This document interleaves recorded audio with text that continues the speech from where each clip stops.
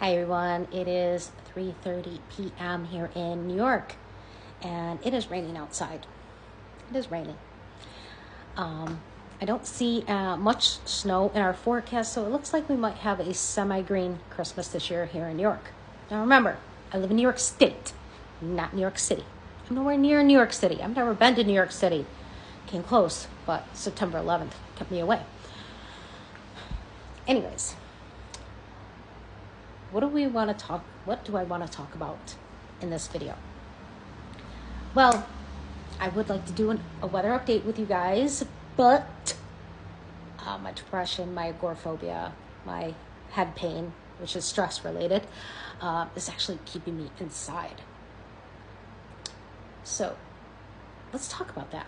Let's talk about mental health. You all know that I have no problems talking about my mental health. And I like to advocate for people that struggle with mental health problems. I have struggled with my mental health since 2009. There's a possibility it was before that because of military and being with abusive men. But the one that hit me the worst, that put me on medication, was in 2009, and that was from my first husband. So I have no problems talking about my mental health. I don't. And people always say that because I am able to talk about everything I've gone through, the trauma, the pain, everything that I've gone through, the hurt, the heartbreak, people say that I should be a mentor and I should go around and speak at some facilities. And I've actually thought about doing that, but my mental health keeps me from being able to talk in public to people. And you're probably thinking, well, you're a TikToker, aren't you? You're a vlogger, aren't you? Do content creating, don't you? Yeah, I do. But you're not here face to face with me. Okay? I panic very easily. Okay? Those heart palpitations, they go like freaking crazy. I go into fight, flight, and fawn mode in no time. Anyways, let's talk about mental health. The holidays. Holidays can be a really bad time for a lot of people. There's a lot of people out there that don't have family, they don't have friends, kind of like my husband and I. There's people out there that, their parents are gone. Mine are both gone. My husband's are gone as well. His toxic mother, we kind of wish he was gone. It's hard. It's hard for people that have lost family and they have to celebrate the holidays. And you get to the point that you don't want to celebrate those holidays. And if you have children, you're forced to celebrate those holidays. Me, my depression kicked in really bad, and I took my tree down. I started to just hate the holiday. I started to hate Christmas, and I just took it down and said, screw it. I don't want to look at it anymore. I am done with the holidays because my depression was getting bad. And I'm a person that I have my Christmas tree up 365 days a year, but something in me clicked or snapped, whatever you want to call it, and I took my Christmas tree down. I also took my wreath off the door. Something in me snapped. I lost all heart in the holiday. And that's what happens with a lot of people. There's a lot of people that can't even get out of bed. I have problems getting out of bed because of my depression, and I have nobody to talk to when my husband's off to work. Today, he's working from 8 a.m. till 8 a.m. tomorrow. So I have nobody to talk to today. I end up talking to myself. Talk to some people on the internet, but I highly doubt they're listening. And some people, it's very hard for them to get out of bed. And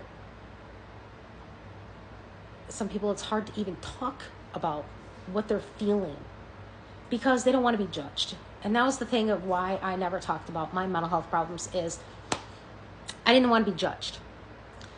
And I did get judged a lot. I got people saying, oh, just get over it, when I would talk about abuse I put up with. If I was having problems with anxiety, my depression, people just like, oh, just take your medication. Well, I'm off that medication, okay? Should I be back on antidepressants? Probably, but I haven't found a proper doctor that would help me, because I don't want to be put on it forever again. But I came off on Xanax, benzodiazepine, because it was doing a lot of damage to me. And for you, all of you that know me from the day one of starting here on TikTok, you understand what I'm talking about my benzo damage and my recovery. I'm currently in the process of writing book number 3 on that one. Well, anyways, there's people out there that they get it in their head that there's nothing left for them, and they don't see a reason of being here on earth. And those thoughts, they go in your head, and some people can't ignore them. I will admit, I have intrusive thoughts quite often.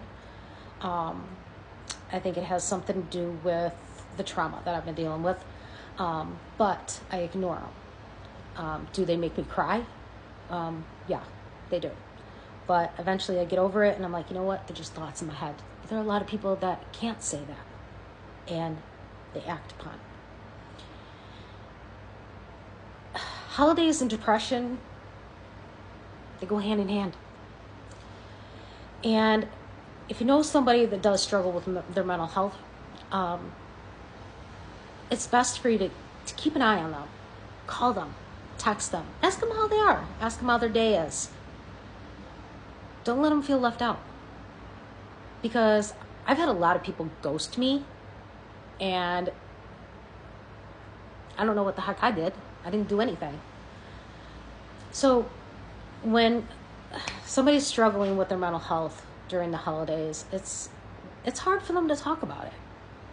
And they think if they talk to somebody about it, the person's going to judge them. People are going to just laugh at them. And I've dealt with that. I've dealt with that. People laughing at me. And that got to the point that I did not want to talk about my mental health, because I felt like I was a burden to people.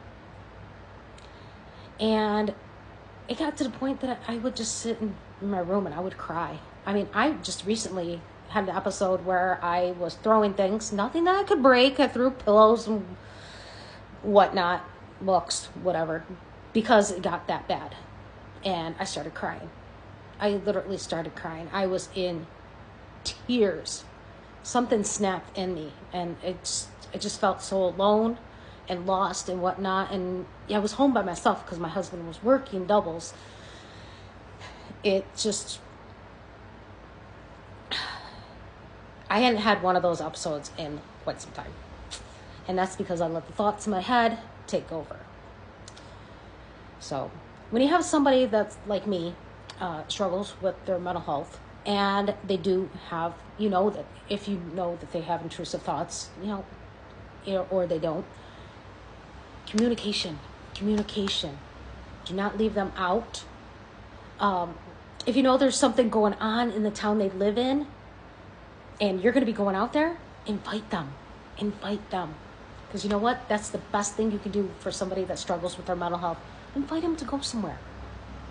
I missed out on the tree lighting and the parade out where I lived, unfortunately, because my husband was working, and I didn't have anybody that I could call and say, hey, you want to go out there and watch the tree lighting, watch the parade? I didn't have that. I don't have anybody but my husband. So stay tuned for part 2.